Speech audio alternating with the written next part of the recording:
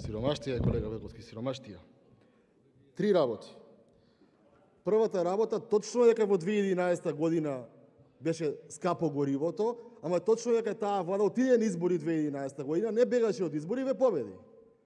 Точно е дека имаше пакети на мерки, ама и точно е дека траеја тие пакети на мерки, 13.200 фирми затворија. Од Арно не затвориле. Точно е дека не сме изолиран остров, ама и точно е тоа дека сме најслаби во регионот. И во дадена помош од GDP, и во економски раст, и во дефицит сме најдобри, шампиони.